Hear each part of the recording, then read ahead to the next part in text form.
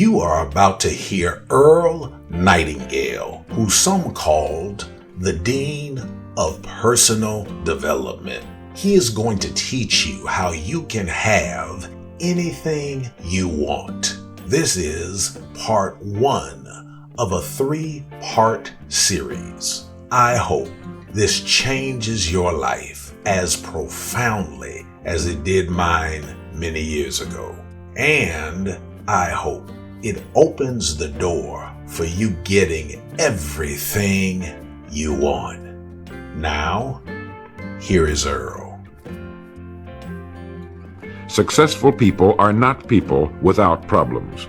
They have, as a rule, just as many problems and largely the same kind as everyone else.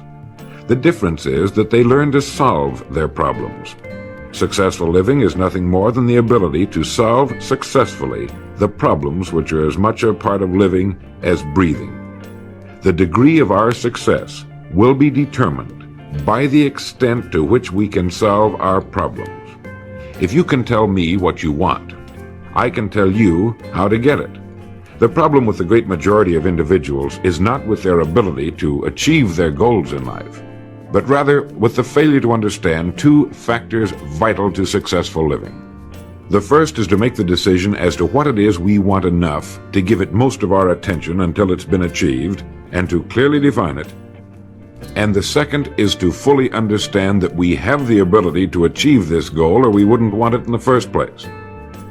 The next vital rule to successful living is to understand that our success is won or lost by our ability to serve others. We are interdependent, and it's just as impossible to succeed without serving others as it would be to live in our modern world without others serving us. Our rewards in life will and must always be in exact proportion to our service.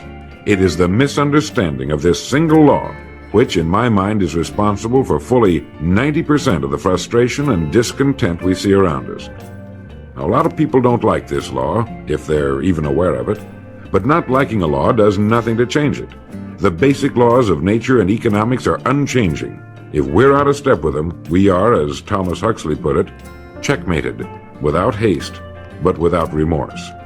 But to those who know and work with the laws, he said, they are paid with the overflowing sort of generosity with which the strong delight in strength. If a person doesn't like his income, all he has to do is take a good long look at his service. Look where you will find this law in undeviating operation. Our rewards will always be in exact proportion to our service. This is the law, then, that lies as the supporting structure of economics and personal well-being, so fix it in your mind. All attempts to sidestep or in any way avoid this law will result in frustration and failure. So this brings up the question, if what I want is more than I now have, how can I increase my service in order to earn it? Well, whom do we serve? We serve people. So let's take a moment to try to understand people. The more we understand them, the better we can serve them. I think of an adult human being as a grown child, doing his best to play for the first and last time on earth this game called life. The extent to which he learns the rules of this mighty game will determine his success. But right here we run into an historic and exasperating fact. People down through the centuries have, with the most amazing consistency, divided themselves into 2 groups. One group contains about 5% of any given population. The other group contains the remaining 95%. Neither of these 2 groups is any better than the other. But one thing separates them. The big group, the one containing about 95% of the people, never seems to get the word, while the smaller group, the 5%, does.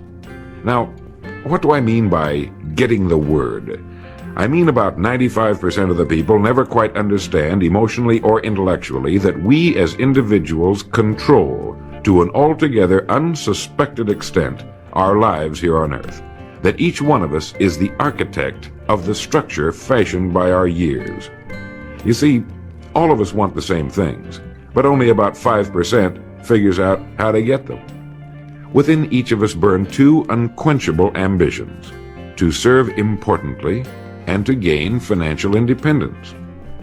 Both of these worthwhile goals are within the reach of all of us, man or woman. But according to statistics, only about 5% achieve both of them. Why? Let's look at it logically. Every human being has a tendency to think, act, and talk like those by whom he is surrounded. This is environment, and it exercises an enormous influence on our lives. We've already pointed out that 95% don't seem to get the word in life. Then it follows that in the case of any given individual, the odds are 95 to 5 that he is surrounded by the larger group. And since a body in motion tends to remain in motion until acted upon by an outside force, that he will continue to conform to his group unless we can do a better job of serving him through knowledge.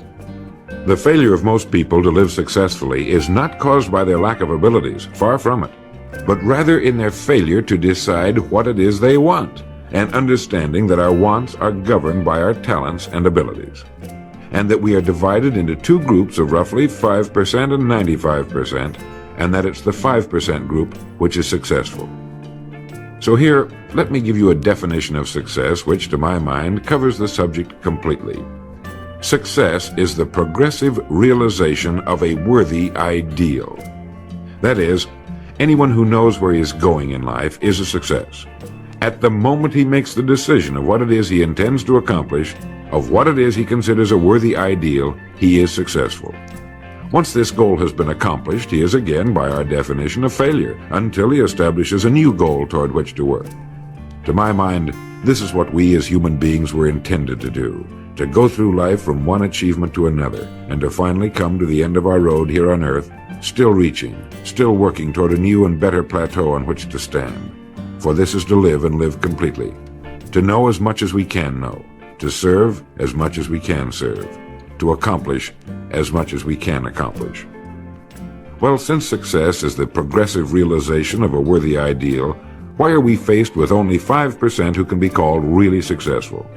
Because the best estimates available tell us that only about 5% will ever decide upon and define the one thing they want. One thing, because we can only do one thing at a time.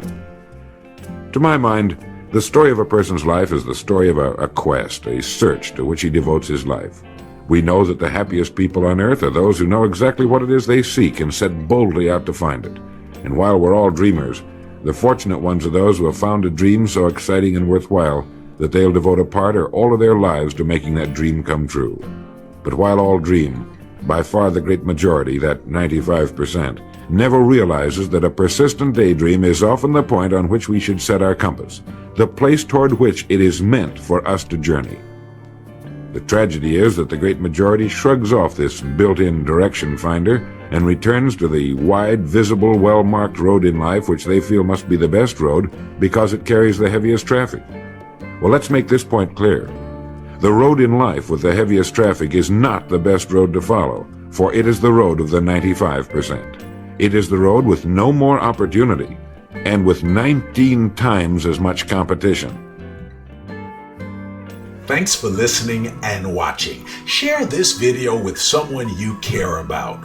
Help us inspire 1 million people to get past their give-up point and win with these quotes and stories of inspiration. Click the like and subscribe buttons. Also click the bell icon so you are notified of new content. Consider becoming a Patreon. Your donation monthly can help us inspire millions of people around the world. Link is below in the description. Now, here are a few more videos that will definitely inspire you to win.